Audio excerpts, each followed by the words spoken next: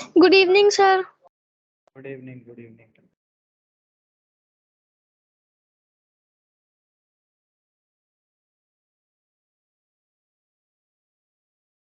Camera on करो।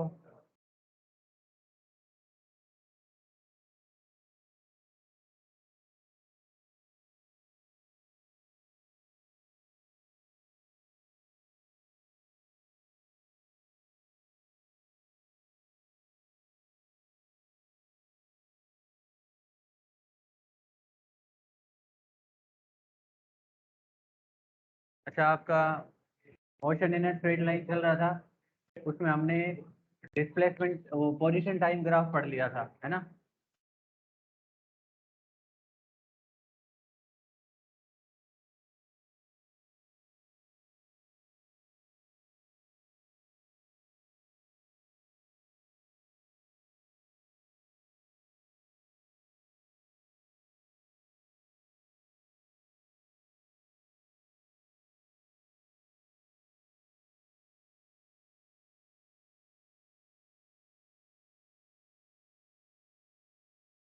Position time graph में अच्छा, और कोई बच्चा भी एब्सेंट है क्या? ओके।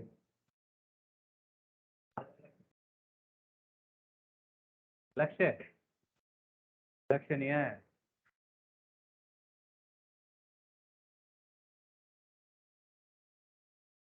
चलो ठीक है, पोजीशन टाइम ग्राफ के बारे में बता दिया था।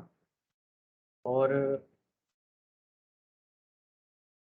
ये बताया था मैंने कि इन position time graph slope always tells us about the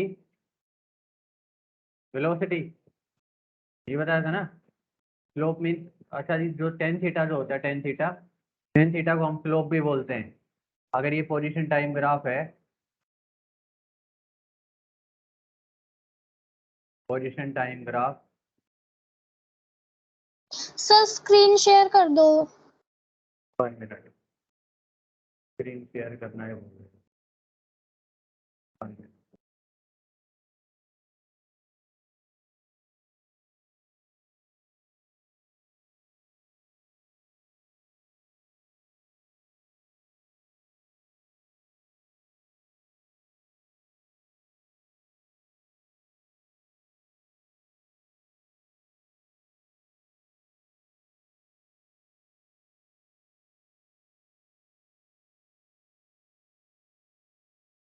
screen share हो गई है? Yes sir. हेलो। हाँ, ठीक है। पोजीशन टाइम ग्राफ में मैंने आपको बताया था कि पोजीशन टाइम ग्राफ चाहे कैसा भी हो, ठीक है। पोजीशन टाइम ग्राफ चाहे कैसा भी हो, उसमें अगर आपने टेन थीटा कैलकुलेट कर दिया तो टेन थीटा को हम बोलते हैं स्लोप, ठीक है। Tan theta is called slope and this always tells us about the velocity of the object, ठीक है। अगर हमारा जो ग्राफ है पोजीशन टाइम में वो कुछ इस टाइप का है, पोजीशन टाइम ग्राफ अगर कुछ ऐसा है,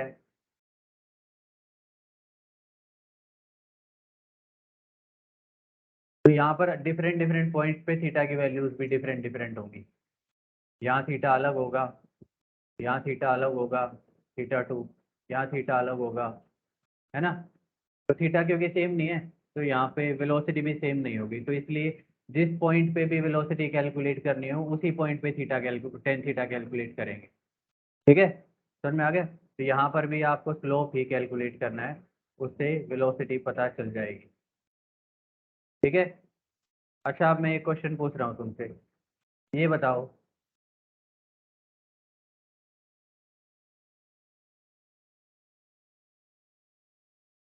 ये पोजीशन टाइम ग्राफ बना रहा हूँ मैं किसी पार्टिकल का, पोजीशन टाइम ग्राफ ऐसे बना है, बिल्कुल स्ट्रेट लाइन है,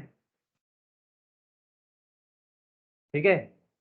ये ग्राफ है position time, position axes, time axes, और ये ग्राफ है हमारा। क्या ऐसा ग्राफ कभी बन सकता है? क्यों? Is this position time graph possible? क्या कभी ऐसा हो सकता है? क्यों? वाई? हाँ भाई, क्या नाम भाई तुम्हारा? हो सकता है सर, वो ऐसे हो समय? सकता है कि भाई सर, हो सकता है क्योंकि वो बंदा पोजीशन चेंज कर रहा है सेम टाइम। नहीं हो सकता सर, अभी तो कह रही थी हो क्योंकि सकता है, वो कह रही नहीं हो सकता। सर मेरे को वो ऊपर टाइम लगा इसलिए, क्योंकि वो अच्छा, सेम टाइम पे अलग अलग पोजीशन चेंज नहीं कर सकता इसलिए। चलो ठीक है भाई, सही बात है। ठीक है, तो ध्यान से सुनो। मैं, हाँ भाई, लास्ट क्या नाम भैया आपका? योगेश। हाँ योगेश, बताओ। पॉसिबल नहीं है योगेश के साथ में? नहीं है? क्यों नहीं है भाई? रीज़न नहीं पता? ठीक है। हाँ भाई, आपका क्या नाम है?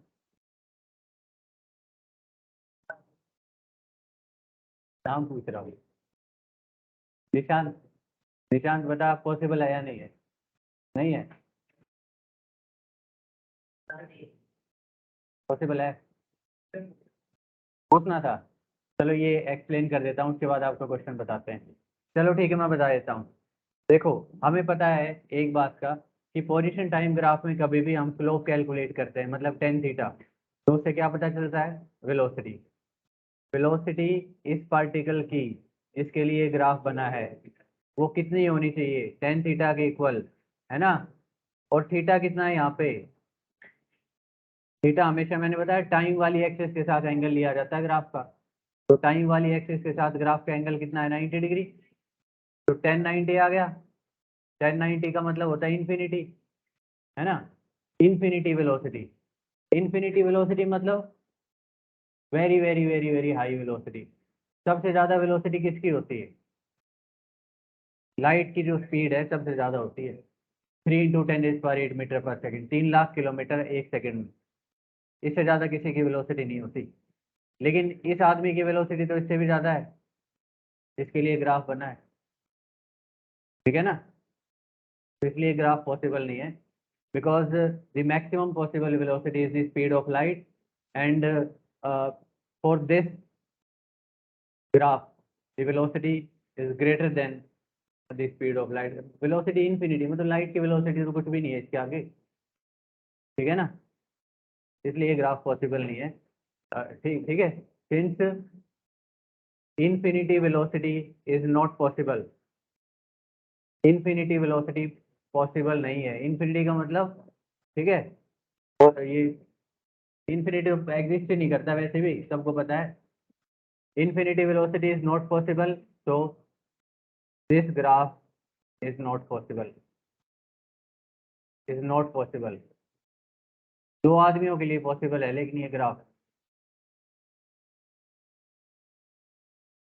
किस किस के लिए बताओ? शक्तिमान देखा है कभी? देखा है कभी शक्तिमान? एक ही टाइम पे कई जगह दिखाई देता है, यानी कि उसकी स्पीड इन्फिनिटी है। मतलब उसकी स्पीड इतनी ज़्यादा है कि एक ही टाइम पे वो यहाँ भी है, वहाँ भी, हर जगह है एक ही टाइम पे। जो आदमी हर जगह रह सकता है, उसकी उसी की तो स्पीड इन्फिनिटी होगी। इन्फिनिटी स्पीड का मतलब इतनी हाई स्पीड कि आदमी बिना टाइम लिए कहीं भी जा सकता है, यानी कि जो हर जगह पे ही रह सकता है एक ही टाइम पे। ठीक है? तो मैंने देखा है शक्तिमान, एक बार शक्तिमान में वो सीरियल आ रहा था, हाँ, दुश्मन आ जाता है, ठीक है, हाँ, और वो शक्तिमान को लड़ना होता है, तो अपने जैसे बहुत सारे शक्तिमान बना देता है। एक वहाँ खड़ा होता है, एक वहाँ खड़ा होता है, एक वहाँ खड़ा होता है, बहुत सारे होते हैं। हाँ ठीक है। तो दूसरा भगवान के लिए, फिर तुमने पढ़ा होगा ना, भगवान सर्वत्र विद्यमान है, हर जगह है, यानी कि भगवान इन्फिनिटी स्पीड से चलता है। ठीक है? भगवान की स्पीड इन्फिनिटी है, बाकी और किसी के लिए नहीं है। ठीक है? आया समझ में? Yes sir. चलो ठीक है। अच्छा, एक और क्वेश्चन, ये ग्राफ पॉसिबल है या नहीं? हाँ बोलो। अच्छा अच्छा अच्छा, ठीक है, लाओ पहले इसका क्वेश्चन बता देते हैं भैया के, इसके दे दो क्वेश्चन। कोई बात नहीं, दे दो, दिखाओ। कौन सा क्वेश्चन नंबर? 9th question. ठीक है, हाँ ये इसी टाइप का क्वेश्चन है। देखो क्वेश्चन 9th क्वेश्चन है इसका। क्वेश्चन कह रहा है state with reason which of the following graphs are possible. तो इन्होंने एक ग्राफ बनाया है, ये मैं इसी में बना रहा हूँ। ये ग्राफ जो है पोजीशन और टाइम के बीच में ही है, पोजीशन टाइम के बीच में ग्राफ बनाया कुछ ऐसा।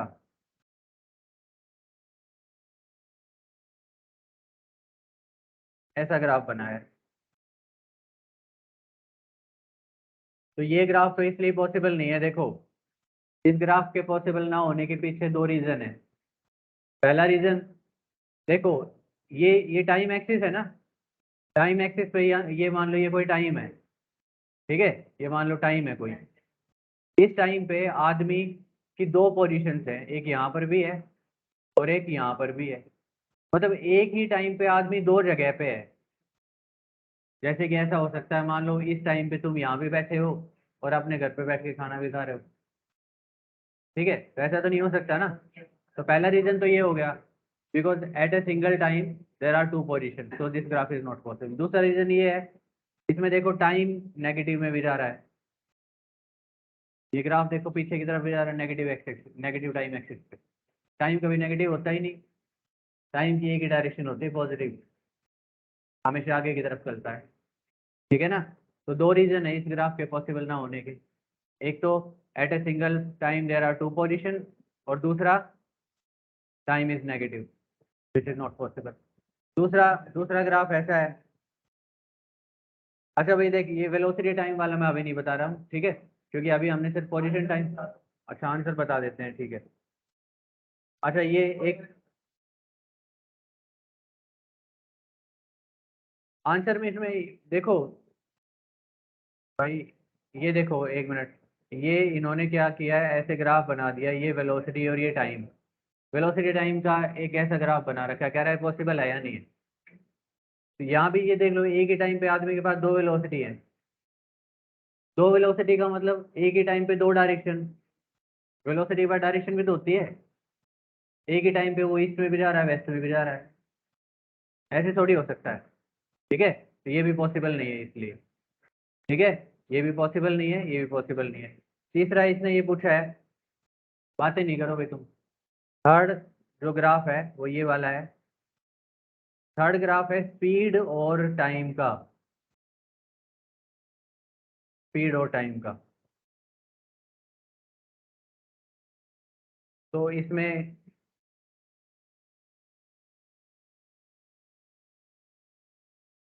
देखो, इसमें भी दो रीजन है। एक तो स्पीड कभी भी नेगेटिव नहीं हो सकती, नहीं, स्पीड कभी भी नेगेटिव नहीं हो सकती, स्पीड हमेशा पॉजिटिव ही रहेगी, ऑलवेज पॉजिटिव, क्योंकि स्पीड की कोई डायरेक्शन थोड़ी होती है। वेलोसिटी तो नेगेटिव या पॉजिटिव कुछ भी हो सकता है, वेलोसिटी की डायरेक्शन होती है, ठीक है, लेकिन स्पीड की कोई डायरेक्शन नहीं होती, it is a scalar quantity. दूसरा यहाँ पे टाइम भी नेगेटिव में लिया हुआ है, ठीक है, तो ये भी पॉसिबल नहीं है। फोर्थ वाला है, फोर्थ ग्राफ है इसका। फोर्थ ग्राफ है टोटल पाथ लेंथ, यानी कि डिस्टेंस, डिस्टेंस और टाइम के बीच में। अच्छा देखो भाई, ये तो बड़ा सिंपल सा क्वेश्चन है, ये टाइम की वैल्यूज है। देखो डिस्टेंस क्या होता है, टोटल पाथ लेंथ, है ना। मान लो मैं अभी यहाँ से कुछ दूरी पे चला गया, ठीक है, 10 मीटर दूर चला गया, मैंने डिस्टेंस कितना कवर किया, 10 मीटर। अब मैं 5 मीटर वापस आ गया, तो मैंने डिस्टेंस कितना कवर किया, 15। 10 से कम तो नहीं हो सकता। टाइम के साथ कभी भी डिस्टेंस डिक्रीज नहीं हो सकता, वो हमेशा बढ़ेगा ही बढ़ेगा, कभी भी कम नहीं हो सकता वो, क्योंकि ऑपोजिट नेगेटिव तो उसकी वैल्यू होती ही नहीं कभी भी। यहाँ इस ग्राफ में देखो, डिस्टेंस देखो पहले तो बढ़ता जा रहा है, वो तो ठीक है, कोई दिक्कत नहीं है, टाइम के साथ साथ बढ़ जाएगा, लेकिन कह रहा है आगे उसके बाद आगे टाइम, नेक्स्ट इन टाइम्स पे डिस्टेंस की वैल्यू कम होती जा रही है, तो डिस्टेंस कम थोड़ी हो सकता है। चाहे आदमी बेशक से नेगेटिव डायरेक्शन में वापस आ जाए, लेकिन वो तो ऐड ही होगा उसमें, ठीक है, इसलिए ये भी पॉसिबल नहीं है, नॉट पॉसिबल। ठीक है, आगे समझ में? ये दे दो भाई। चलो इस टाइप के क्वेश्चन तुम कर लेना। अभी हम वेलोसिटी टाइम ग्राफ डिस्कस करेंगे फिलहाल। इसके बाद नेक्स्ट टॉपिक आता है हमारा वेलोसिटी टाइम ग्राफ। अच्छा सुनो, ध्यान से सुनो भाई, ये वेलोसिटी टाइम ग्राफ बताने से पहले एक चीज तुम्हें रिमाइंड करा देता हूँ। तो इससे पहले हमने पोजीशन टाइम ग्राफ पढ़ा था, उसमें मैंने बताया था कि पोजीशन टाइम ग्राफ में वेलोसिटी क्या होती है, टेन थीटा, और टेन थीटा होता है d x by d t. ठीक है, ये चीज याद रखना। और D x by d T क्यों लिए हमने, उसका रीजन भी बताया था, और लिमिट वगैरह ली थी ना हमने, ताकि ट्राइंगल बन जाए। तो ये फॉर्मूला याद रखना, वेलोसिटी का फॉर्मूला क्या होता है, d x by d t, derivative of displacement with respect to time. अब आता है वेलोसिटी टाइम ग्राफ। तो देखो वेलोसिटी टाइम ग्राफ में भी आपको दो चीज़ें याद रखनी है। वेलोसिटी टाइम ग्राफ भी कैसा भी हो सकता है, स्ट्रेट लाइन भी हो सकता है, ठीक है, और इस टाइप का भी हो सकता है। अरे ये क्या बना, तो छोड़ो, और इस टाइप का भी हो सकता है वेलोसिटी टाइम ग्राफ, ऐसा भी हो सकता है, ठीक है, वेलोसिटी टाइम ग्राफ ऐसा भी हो सकता है, ठीक है, velocity time graph, velocity time, ठीक है, ऐसा भी हो सकता है, ठीक है, इस टाइप का भी हो सकता है, क्योंकि वेलोसिटी कम या ज़्यादा हो सकती है। अगर आदमी अपोजिट डायरेक्शन में चलना शुरू कर दे तो उसका डिस्प्लेसमेंट कम हो जाएगा, वेलोसिटी भी कम हो जाएगी पहले कंपैरिजन में। तो वेलोसिटी टाइम ग्राफ है ना, इन सब में से किसी भी टाइप का हो सकता है, कोई प्रॉब्लम नहीं है, ठीक है। वेलोसिटी टाइम ग्राफ में दो चीज़ें याद रखनी है तुम्हें। पहली जो चीज़ याद रखनी है वो ये है, जैसे पोजीशन टाइम ग्राफ में जो स्लोप था टेन थीटा, उससे वेलोसिटी पता चलती थी, ऐसे ही वेलोसिटी टाइम ग्राफ में जो स्लोप होता है, slope of velocity time graph, slope of velocity time graph, ये हमेशा एक्सेलेरेशन बताएगा, ठीक है। मतलब टेन थीटा हमेशा एक्सेलेरेशन बताएगा। क्यों बताएगा? क्योंकि एक्सेलेरेशन का फॉर्मूला होता है change in velocity by time. जब भी वेलोसिटी में चेंज होता है तभी तो हम बोलते हैं एक्सेलेरेशन हुआ है। अब जैसे ये वाला केस देखो, ये किसी आदमी की वेलोसिटी और टाइम के बीच में ग्राफ है, ऐसा, ठीक है। इस वाले पॉइंट पे, ये जो पॉइंट मैंने पी दिखाया है, इस पॉइंट पी पे मैं स्लोप कैलकुलेट करना चाहता हूँ, मतलब मैं टेन थीटा कैलकुलेट करना चाहता हूँ। तो अगर इस पॉइंट पी पे वेलोसिटी टाइम ग्राफ में, अगर इस पॉइंट पी पे मैं टेन थीटा कैलकुलेट करना चाहता हूँ, तो टेन थीटा को कैलकुलेट करने के लिए मुझे परपेंडिकुलर बाय बेस यूज करना पड़ेगा। ये जो परपेंडिकुलर है, ये परपेंडिकुलर क्या होगा, ठीक है,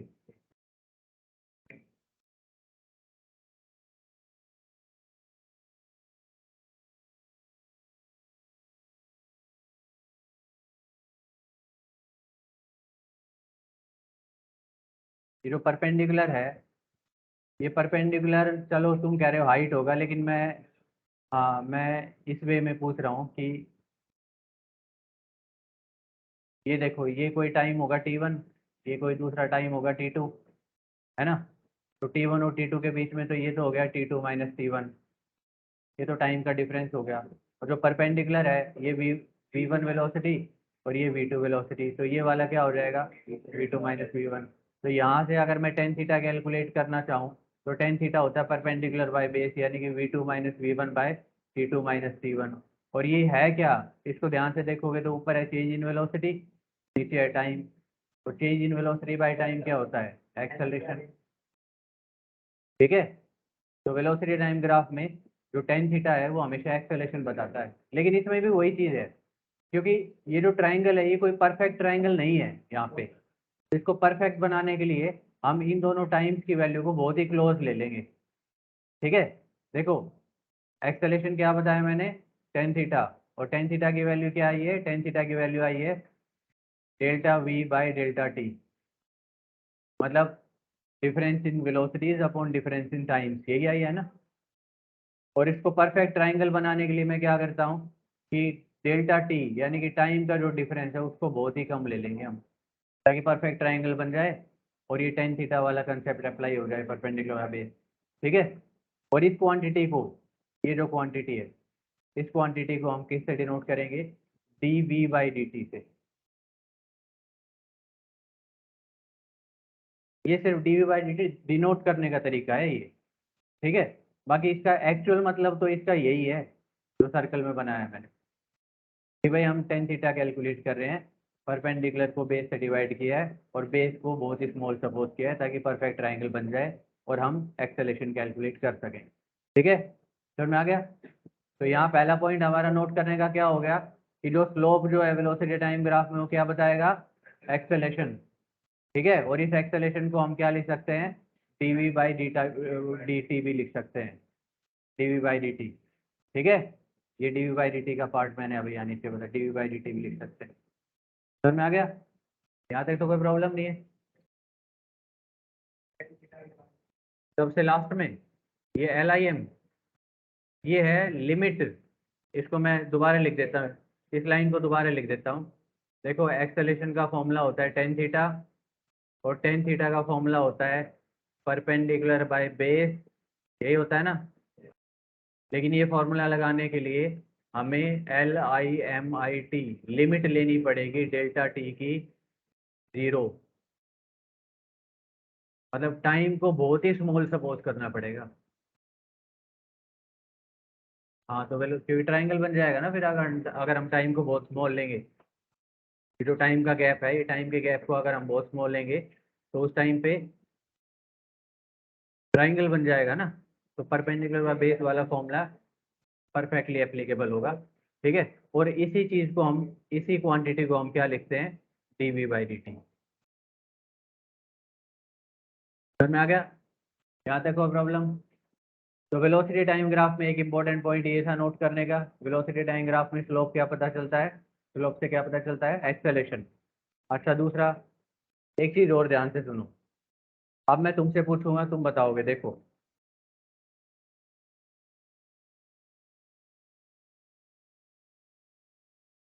ये है वेलोसिटी, ठीक है, ये है टाइम, और ये है वेलोसिटी टाइम का ग्राफ किसी पार्टिकल के लिए, ठीक है। इसमें देखो मैं ऐसा करता हूँ कि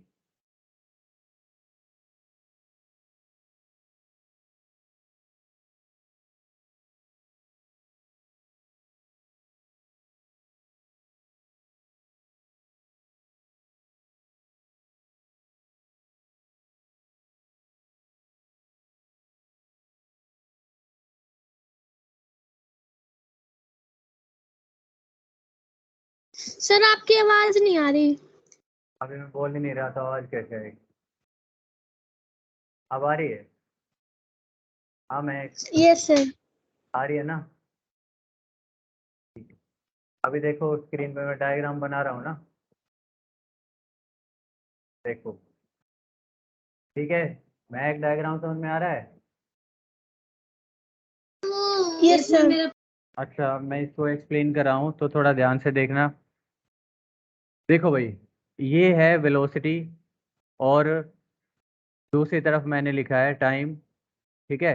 और वेलोसिटी टाइम के बीच में हमने एक ग्राफ बनाया है, उस ग्राफ में मैंने एक छोटा सा रेक्टेंगल लिया है, ये वाला रेक्टेंगल, ठीक है। ये बताओ इस रेक्टेंगल की ब्रेड्थ जो है, ब्रेड्थ, ब्रेड्थ, ब्रेड्थ कितनी होगी, बहुत स्मॉल होगी या बहुत लार्ज होगी, काफ़ी स्मॉल होगी, है ना, वेरी वेरी स्मॉल। और ये टाइम एक्सिस का एक छोटा सा पार्ट होगी, very small part of time axis, है ना। इसको मैं डी टी सपोज कर लूँ, ब्रेड्थ को, ब्रेड्थ की बात कर रहा हूँ मैं, क्योंकि टाइम एक्सिस का एक स्मॉल पार्ट है ना ब्रेड्थ, इसलिए डी टी मान लिया, D T means a very small part.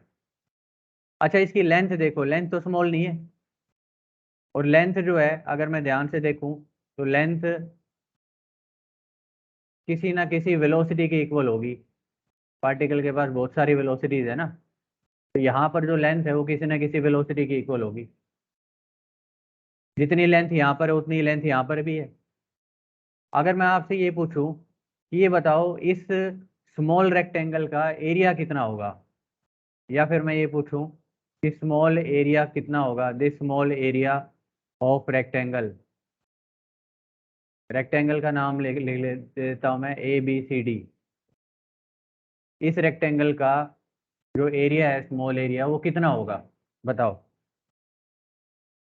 अच्छा, ये जो, हाँ, ये जो AD जो है, AD जो लिखा हुआ है मैंने, AD को मैं V मान लेता हूँ, क्योंकि किसी ना किसी वेलोसिटी के सामने तो होगा ही ये, है ना। तो इस रेक्टेंगल की लेंथ कितनी है, V, और ब्रेड्थ कितनी है, dt, V × dt, है ना। अच्छा, यहाँ अगर इसको हम ध्यान से देखें तो ये वेलोसिटी इंटू टाइम है ना। और वेलोसिटी इंटू टाइम क्या होता है, डिस्प्लेसमेंट, है ना। मतलब this is small displacement covered by the particle in small time. भाई जिस पार्टिकल के लिए मैंने ये ग्राफ बनाया है वो पार्टिकल मूव कर रहा है ना, क्योंकि उसके पास वेलोसिटी है। ये जिस पार्टिकल के लिए मैंने ग्राफ बनाया है, ये पार्टिकल एक मूविंग पार्टिकल है, क्योंकि इसके पास वेलोसिटी है ना। तो ये मूव कर रहा है तो डिस्प्लेसमेंट भी कवर कर रहा होगा। तो मैंने एक बहुत ही स्मॉल टाइम में इस पार्टिकल ने कितना डिस्प्लेसमेंट कवर किया वो कैलकुलेट करने की कोशिश की। और वो डिस्प्लेसमेंट जब मैं कैलकुलेट करता हूँ, स्मॉल डिस्प्लेसमेंट, तो वो स्मॉल डिस्प्लेसमेंट इस एरिया के इक्वल आ जाता है, क्योंकि स्मॉल डिस्प्लेसमेंट की वैल्यू होती है वेलोसिटी इंटू टाइम, और वेलोसिटी इस रेक्टेंगल की लेंथ है और टाइम इस रेक्टेंगल की ब्रेड्थ है ना।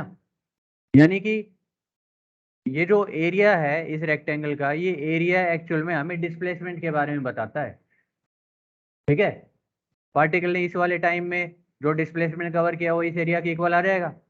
इसके बाद वाले जो नेक्स्ट जो स्मॉल टाइम होगा उसमें जो डिस्प्लेसमेंट कवर किया होगा वो इस एरिया के इक्वल आ जाएगा, है ना। इसके बाद अगला जो स्मॉल टाइम होगा, वेरी स्मॉल टाइम, क्योंकि अब मैं, तुम ये कहोगे अलग अलग रेक्टेंगल क्यों कंसिडर कर रहे हो, क्योंकि पार्टिकल के पास वेलोसिटी भी तो अलग अलग है। यहाँ वेलोसिटी अलग थी, यहाँ वेलोसिटी अलग थी, मतलब जितने रेक्टेंगल बन रहे हैं सबकी लेंथ भी तो अलग अलग है। इसलिए अलग अलग रेक्टेंगल्स का एरिया कैलकुलेट करने के लिए हमने उनको सेपरेटली बनाना पड़ेगा। तो अगर मान लो मैं इन सारे के सारे एरियाज को ऐड कर दूं, मान लो यहाँ से लेके डी से लेके, और ये पॉइंट पी मान लेता हूँ, डी से लेके पी तक 3 रेक्टेंगल बने हैं, इन तीनों रेक्टेंगल्स के एरिया को ऐड कर दूं, तो इसका मतलब डी से लेके पी तक का ये जो टाइम इंटरवल होता है ना, इस टाइम में पार्टिकल ने जितना डिस्प्लेसमेंट कवर किया होगा वो सारा आ जाएगा, है ना। और अगर मान लो मैं ये T1 से लेके और T2 तक का जो टाइम इंटरवल है, इस टाइम इंटरवल में पार्टिकल ने टोटल कितना डिस्प्लेसमेंट कवर किया, वो डिस्प्लेसमेंट कैलकुलेट करना चाहूँ, तो मुझे इस पूरे टाइम इंटरवल में T1 से लेके T2 तक के टाइम इंटरवल में ऐसे बहुत सारे रेक्टेंगल बनाने पड़ेंगे, बहुत सारे रेक्टेंगल, और उन सब रेक्टेंगल्स का एरिया कैलकुलेट कर करके और उन सबको ऐड कर देना चाहिए, ताकि हमें टोटल डिस्प्लेसमेंट पता चल जाए, है ना। ठीक है, मैंने यहाँ बताया आपको कि अगर पार्टिकल ने स्मॉल डिस्प्लेसमेंट कवर किया तो वो स्मॉल डिस्प्लेसमेंट इसके इक्वल होगा, स्मॉल एरिया के इक्वल, ठीक है।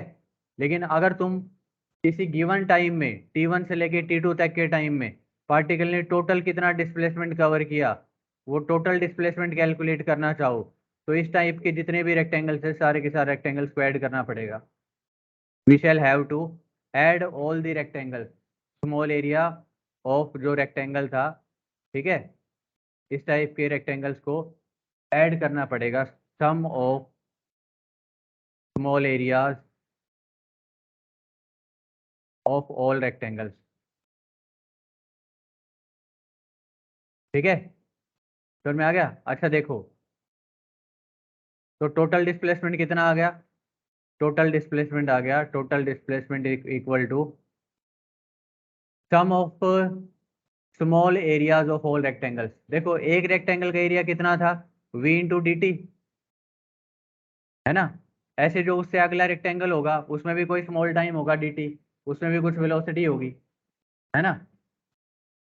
तो ऐसे v इंटू डी टी वाले जितने भी रेक्टेंगल्स बनेंगे उन सब रेक्टेंगल्स के एरियाज को हमें ऐड करना पड़ेगा। ऐड करने का मतलब इंटीग्रेट करना पड़ेगा।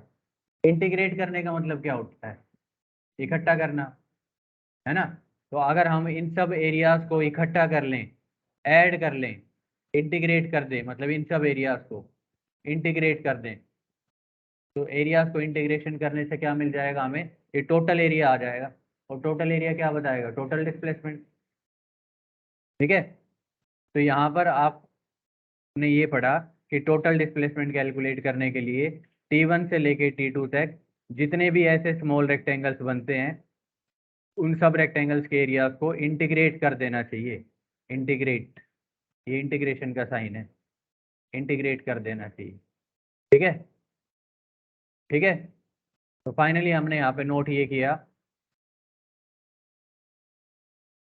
कि in velocity time graph, velocity time graph में, वेलोसिटी टाइम ग्राफ में जो टोटल डिस्प्लेसमेंट है, टोटल डिस्प्लेसमेंट किसके इक्वल होगा? Total displacement equal to total area of graph. ठीक है। और ये टोटल एरिया ऑफ ग्राफ को कैलकुलेट करने के लिए integration of v into d t from T1 to T2, T1 से ले मतलब जहाँ से जहाँ तक का डिस्प्लेसमेंट कैलकुलेट करना है वो कैलकुलेट कर देंगे हम। ठीक है। अब इसको थोड़ा और एक्सप्लेन करने के लिए हम थोड़ा और आगे बढ़ते हैं। देखो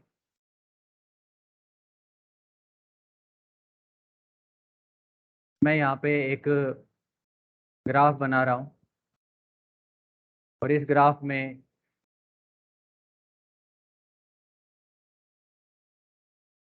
इस एक्सिस को वेलोसिटी एक्सिस और इसको टाइम एक्सिस मान लेता हूँ।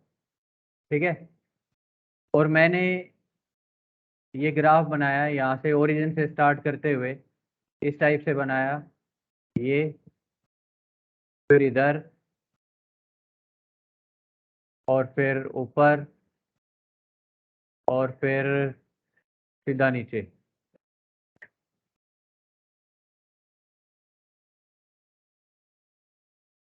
यहाँ से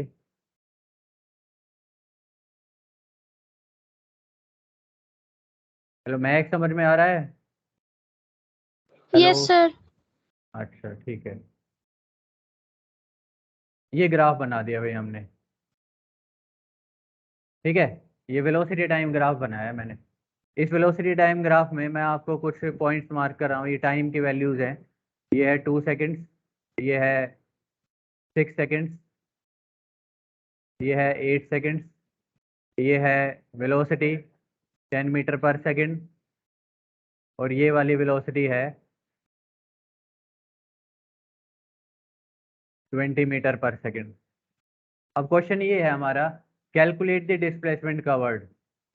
क्वेश्चन ये है, calculate the displacement covered, displacement covered from t equal to 0 to t equal to 8 second.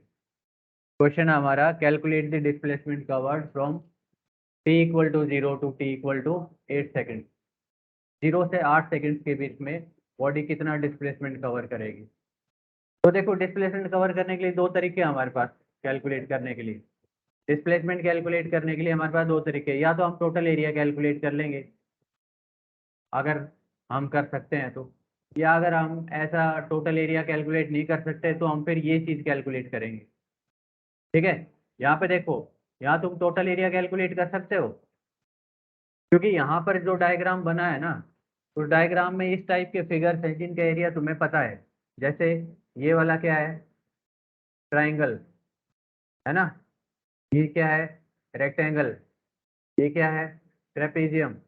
ये इसको, ये नंबर 1, ये नंबर 2, ये नंबर 3। तो टोटल एरिया अगर मैं कैलकुलेट करूं, मतलब टोटल डिस्प्लेसमेंट अगर मैं कैलकुलेट करूं, तो उसके लिए मुझे टोटल एरिया कैलकुलेट करना चाहिए। और यहाँ पर टोटल एरिया मैं इजीली कैलकुलेट कर सकता हूँ, है ना। एरिया नंबर 1 बताओ कितना आएगा? हाफ इंटू बेस कितना है इसका? 2। हाइट कितनी है? यहाँ से यहाँ तक 10 आ गया, ठीक है। अच्छा, और ये जो है ना इसको प्लस करेंगे,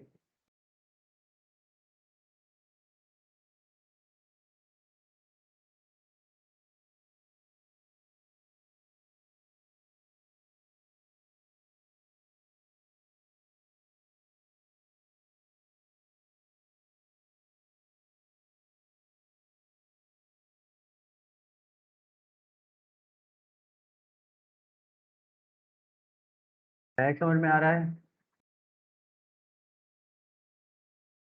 यस सर। हाँ ठीक है।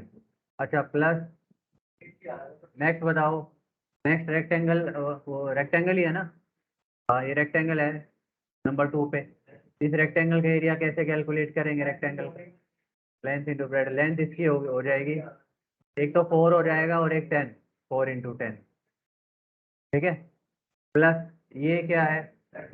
ये ट्रेपीजियम है, trapezium half into sum of parallel side, तो ये तो होगी 10 और ये वाली साइड होगी 20, दोनों पैरेलल साइड्स में 10 है और 20 है, तो टोटल पैरेलल साइड्स का सम कितना हो गया? 30 इंटू डिस्टेंस कितना है इन दोनों के बीच में, पैरेलल साइड्स के बीच में 2, तो ये कैंसिल, ये आ गया 10, 40, 30 सेंटीमीटर डिस्प्लेसमेंट आ गया, है ना? समझ में आ गया? अब इसी टाइप का एक और क्वेश्चन देखो, देखो इसी टाइप का एक और क्वेश्चन, क्वेश्चन ये है हमारा,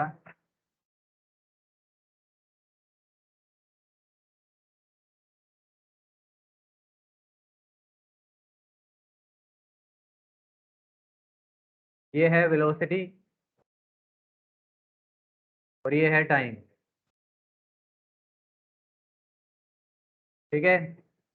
क्लास में बातें नहीं, वेलोसिटी टाइम ग्राफ, ये वाला वेलोसिटी टाइम ग्राफ है जो कि एक स्ट्रेट लाइन नहीं है।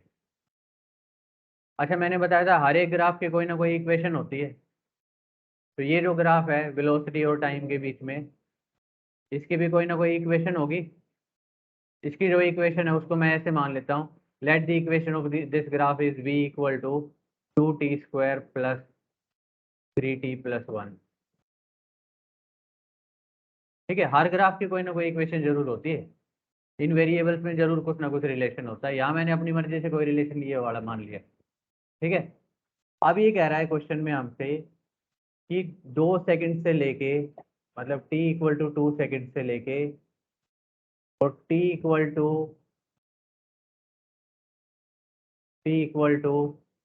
4 सेकंड्स के बीच में डिस्प्लेसमेंट कैलकुलेट करो। क्वेश्चन हमारा ये है, find displacement from t equal to 2 seconds to t equal to 4 second.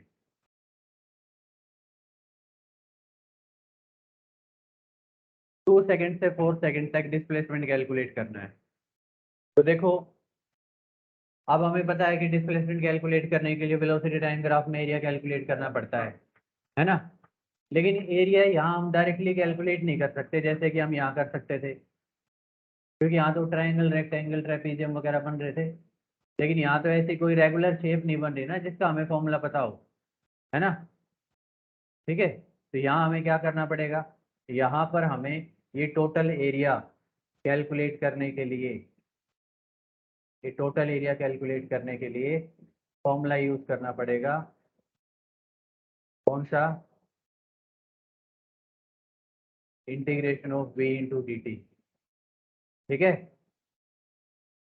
तो टाइम की लिमिट कहाँ से कहाँ तक? वो कह रहा है 2 सेकंड से 4 सेकंड के बीच में, 2 सेकंड से लेके 4 सेकंड के बीच में, ठीक है। आए समझ में? अब क्या करोगे इसके बाद, हमारा नेक्स्ट स्टेप क्या होगा? नेक्स्ट स्टेप देखो, अब इस इक्वेशन को हमें सॉल्व करना है। सॉल्व करने के लिए v की वैल्यू पुट कर दो, देखो दी हुई है v की वैल्यू यहाँ पे, क्या है v की value? 2t² plus 3t plus 1, है ना? पुट करो यहाँ पे, तो डिस्प्लेसमेंट आ जाएगा इंटीग्रेशन ऑफ 2 से 4, b की वैल्यू है 2t²। सर हाँ मैं बोलो। सर इस वाले जो फॉर्मूला में हम जो v की वैल्यू हमें गिवन है, जो इक्वेशन गिवन है, इसमें हम डिफरेंशिएशन का फॉर्मूला नहीं लगाएंगे? नहीं डिफरेंशिएशन नहीं, क्योंकि डिफरेंशिएशन तो टेन थीटा में कैलकुलेट करना होता है ना, स्लोप में। जहाँ टेन थीटा स्लोप कैलकुलेट करना हो ना, वहाँ पे डिफरेंशिएशन का फॉर्मूला लगाएंगे। लेकिन यहाँ हमें इंटीग्रेशन करनी है ना, यहाँ तो एरिया निकाल रहे हैं हम, टेन थीटा थोड़ी निकाल रहे हैं। ठीक है। Okay sir. हाँ तो देखो, ठीक है भाई, यहाँ तक समझ में आ गया। अब इस इक्वेशन को सॉल्व करने के लिए अब हमें इंटीग्रेशन के कुछ रूल्स पता होना चाहिए। अब मैं तुम्हें इंटीग्रेशन के कुछ रूल्स बता रहा हूँ, उसके बाद तुम इस इक्वेशन को मुझे सॉल्व करके दिखाओगे। इस इक्वेशन को सॉल्व करके तुम दिखाना मुझे, मैं तुम्हें कुछ रूल्स बता देता हूँ, वो सारे रूल्स इस पे अप्लाई करके और इस इक्वेशन को सॉल्व करके दिखाना मुझे। ठीक है। ठीक है भाई, ध्यान से सुन लो। अब रूल नंबर 1 इंटीग्रेशन का,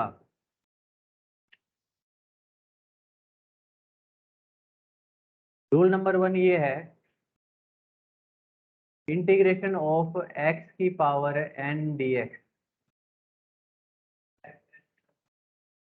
हाँ, x की पावर n dx।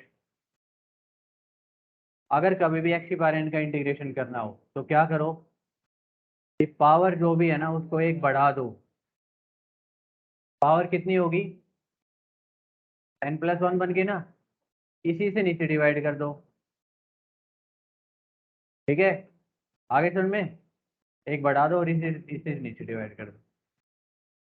ठीक है, प्लस सी भी आता है। तुम ये कहोगे सी कहाँ से आ गया, क्यों आया? हाँ क्योंकि देखो, यहाँ पर हमें एरिया कहाँ से कहाँ तक निकालना है, 2 सेकंड से लेके 4 सेकंड तक, है ना। लेकिन इस क्वेश्चन यहाँ जो इंटीग्रेशन हमने लिखी उसमें तो कोई लिमिट ही नहीं लिखी, नहीं लिखी ना। मतलब हमें ये तो पता है कि हम कुछ एरिया वगैरह निकाल रहे हैं, लेकिन ये तो नहीं पता कि कहाँ से कहाँ तक निकाल रहे हैं। तो हमारा आंसर कोई फिक्स वैल्यू नहीं होगी। ठीक है, क्योंकि वो तो लिमिट पे डिपेंड करेगा ना। भाई मान लो 2 से 4 तक निकालोगे एरिया तो अलग आएगा, 2 से 5 तक निकालोगे तो अलग आएगा। ठीक है, लेकिन आएगा इसी फॉर्मूले से जो हमने यहाँ पे यूज़ किया है। ठीक है, तो इसलिए हम यहाँ सी लिख देते हैं क्योंकि लिमिट गिवन नहीं है इसलिए।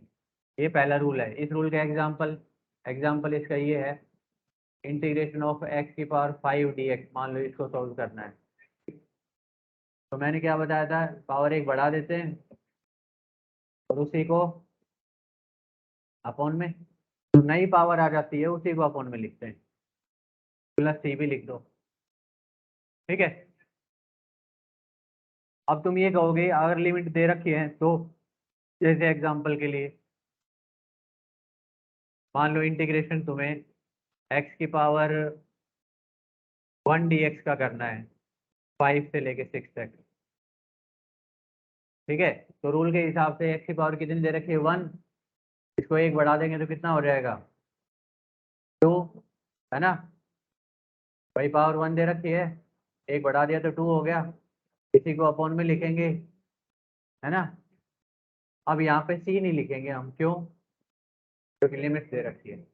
तो फिर क्या करेंगे, हम क्या करेंगे, यहाँ पे एक ब्रैकेट लगाएंगे और ब्रैकेट के साथ में लिख देंगे कि हमें 5 से 6 तक का एरिया निकालना है, 5 से 6 तक का। ठीक है, अब क्या करना है आपको, अब आपको क्या करना है, ध्यान से सुनो। पहले अब ये जो x है ना, इस x की जगह पे अपर लिमिट पुट करनी है, जो ऊपर लिखा हुआ है ना उसको x की जगह पे लिखना है। तो ये x² 2 है, तो ये हो जाएगा 6²2, 6²2 हो जाएगा। ठीक है, फिर माइनस का साइन लगाना है जरूर, फिर नीचे वाली वैल्यूज लिखनी है x की जगह पे, तो ये आ जाएगा 5²2। अब मैं कह रहा है समझ में। Yes sir. ठीक है, तो ये आ जाएगा कितना, 18, नहीं 36/2, 18 माइनस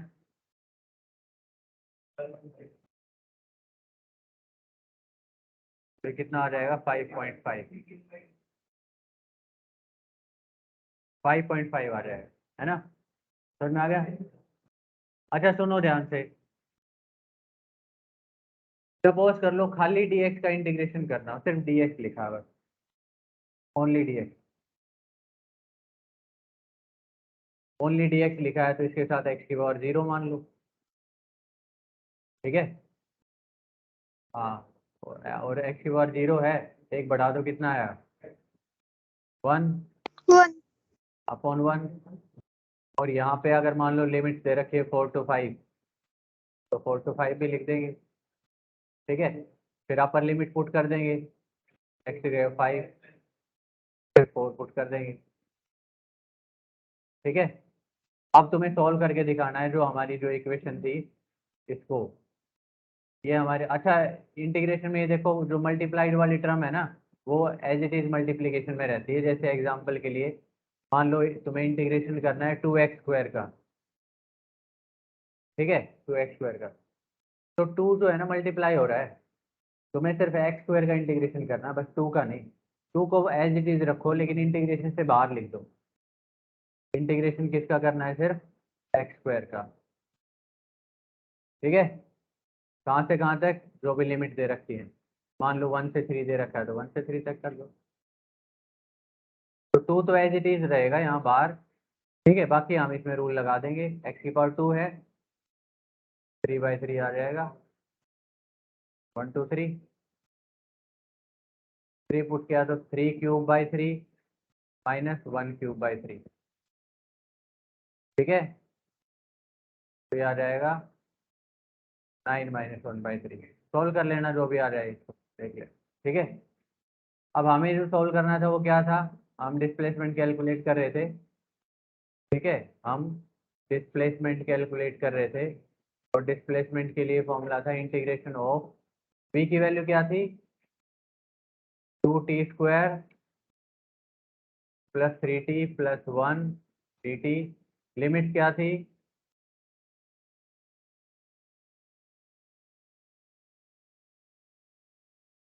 2 से 4, तो नीचे 2, स्टार्टिंग वाले लिमिट को नीचे लिखते हैं, पर 4, ठीक है?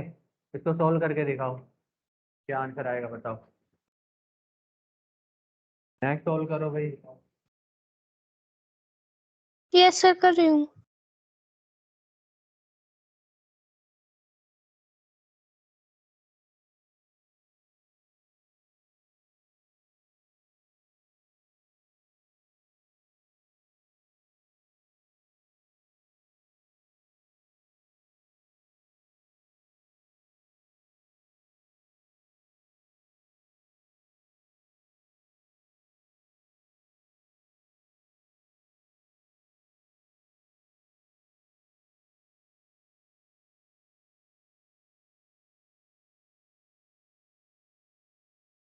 हर्ष से समझ में आ रहा है भाई? हेलो? सर हाँ हर्ष से समझ में आ रहा है? आ रहा है सर। ठीक है, काफी लेट ज्वाइन किया आज। हाँ सर हो गया।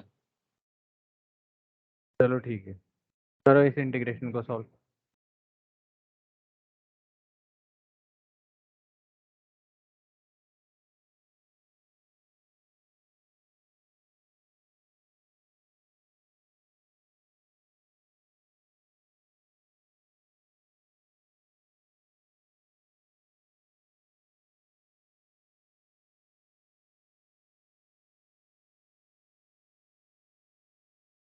अनुज, अनुज लोहान, आशुतोष कुमार, भूमि चौहान, भूमि, चिराग कटारिया, कहाँ पे है चिराग? दीपिका शर्मा, हर्ष, हर्ष, यस सर। हाँ भाई, एब्सेंट लग जाती है अभी तुम्हारी। कृष वर्मा, लक्ष्य कुमार, एब्सेंट। महक राणा, महक, प्रेजेंट सर। मोहित स्वामी, मौसम, मुस्कान मिश्रा एब्सेंट है, निशांत कटारिया, प्रिंस, सक्षम, सुमन कुमार,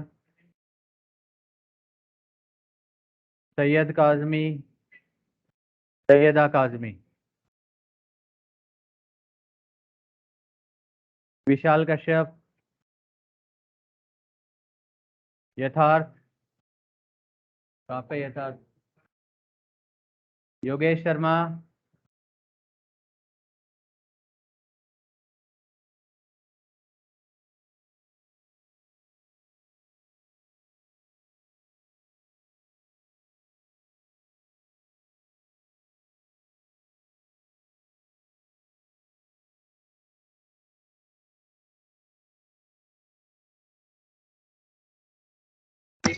सर जो ये बाहर हमने ये नंबर लिखे हैं ये मल्टीप्लाई भी करने हैं अंदर फिर?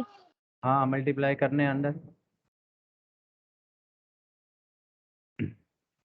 ठीक है देखो, हाँ बोलो।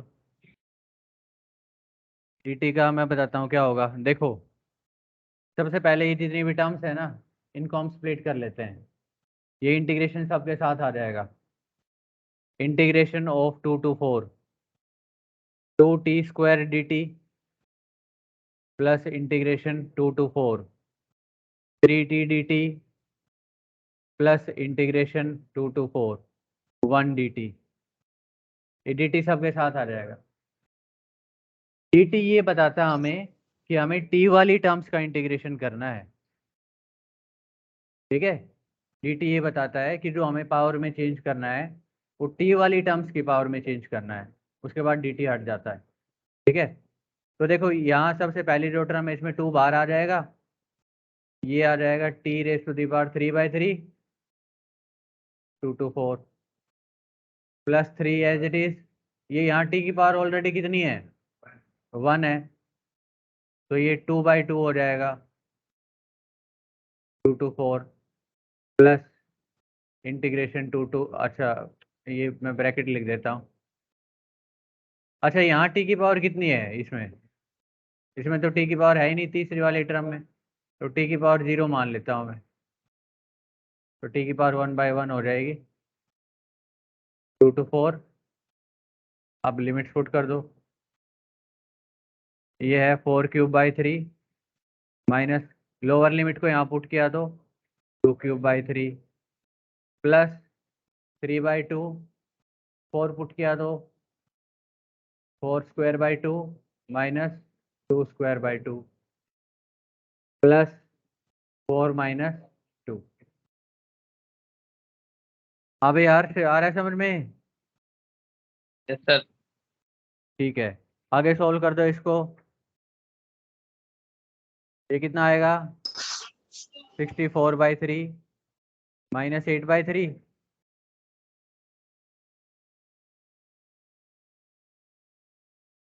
कहाँ पे?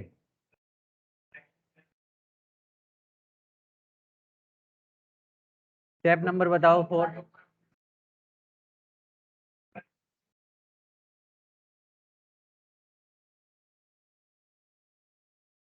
ब्रैकेट के बाहर।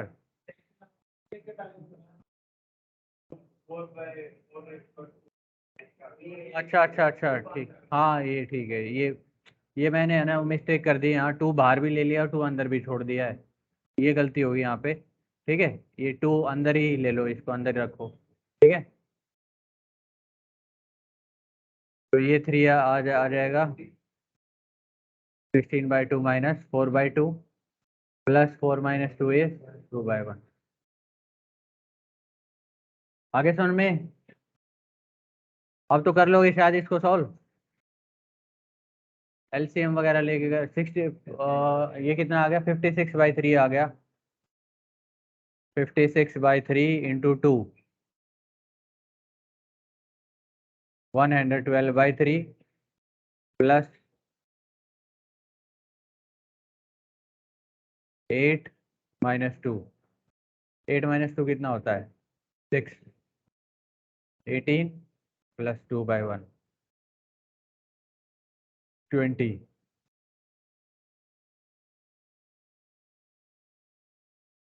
ये आ जाएगा 60 और 112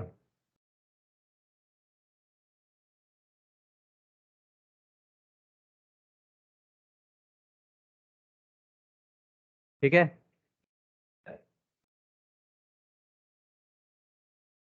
नहीं, हाँ बोलो भाई।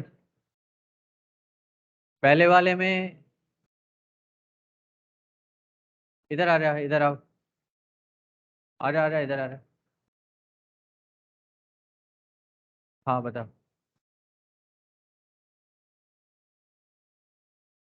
हाँ हाँ भाई वो देख लेना यार, थोड़ी बहुत गलती होगी अभी।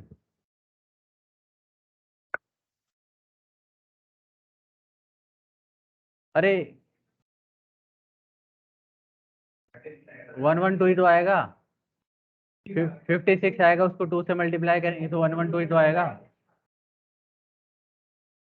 ये सही तो है, ये देख ये 2 है ना, इसमें ये आ जाएगा 56/3 है ना भाई, इसमें से सब्ट्रैक्ट किया। हाँ बोलो। 64 है, ये 14 नहीं है। 4 to the power 3 है ना, तो 64 हुआ ना। चलो ठीक है, बाकी नेक्स्ट क्लास में डिस्कस करते हैं भाई।